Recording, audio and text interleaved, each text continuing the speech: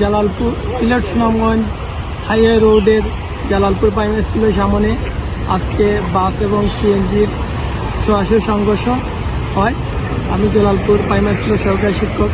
আমি প্রত্যক্ষভাবে দেখেছি বাসটি সিলেট থেকে আসার পথে আর সিএনজি ফোরস্টক সুনামগঞ্জ থেকে আসার পথে সরাসরি সংঘর্ষ হয় এবং ঘটনাস্থলে দুইজনেই মারা যায় এবং দুইজন মহিলা সিএনজির যাত্রী সম্ভবত রাস্তায় মারা যেতে পারে।